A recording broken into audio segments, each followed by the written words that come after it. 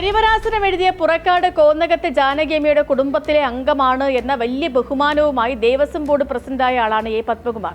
CPIM ജില്ലാ committee അംഗവും മുൻ MLAയും ഒക്കെയാണെങ്കിലും തികഞ്ഞ അയ്യപ്പ ഭക്തനാണെന്ന് തുറന്നു പറഞ്ഞാണ് സ്ഥാനമേറ്റത്.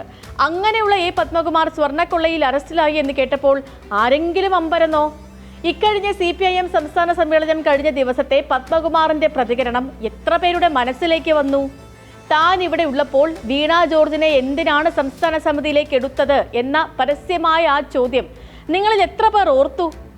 പത്മകുമാർ BJPയിലേക്ക് പോകും എന്ന് പോലും അന്ന് പലരും പറഞ്ഞതല്ലേ?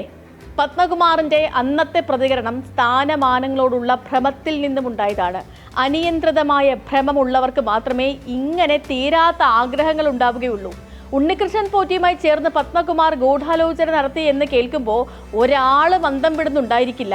പുള്ളിക്കാരൻ അത് ചെയ്തു കാണുമെന്ന് ഊഹിക്കുകയാണ് പലരും. CPIM സംസ്ഥാന സെക്രട്ടറി MV ഗോവിന്ദൻ പറഞ്ഞതുപോലെ എ പത്മകുമാർ ഇപ്പോൾ കുറ്റാരോപിതൻ മാത്രമാണ്. ആ കുറ്റം ആരോപിക്കപ്പെട്ടിരിക്കുന്നത് പൊതുമുതൽ കട്ടതിനല്ല, സർക്കാർ തലത്തിൽ എന്തെങ്കിലും അഴിമതി കാട്ടിയതിനല്ല, ശബരിമല ശ്രീധർമ്മ ശാസ്താവിന്റെ സ്വർണം മോഷ്ടിക്കുന്നതിനുള്ള ഒരു ആവാസ വ്യവസ്ഥ ഒരുക്കിയതിനാണ്. മുഖ്യപ്രതി ഉണ്ണികൃഷ്ണൻ പോറ്റിയുമായുള്ള അടുപ്പത്തിന്റെ പേരിലാണ്. സാമ്പത്തിക ഇടപാടുകളുടെ തെളിവുകൾ ലഭിച്ചതിനാലാണ്. ഉണ്ണികൃഷ്ണൻ പോറ്റിക്ക് ഇരുന്നു വാടാൻ സ്വന്തം ഓഫീസ് മുറി തുറന്നു കൊടുത്തതിനാണ്. ആരോപിക്കപ്പെട്ടിരിക്കുന്നതൊന്നും നിസാരങ്ങളായ കുറ്റങ്ങളല്ല.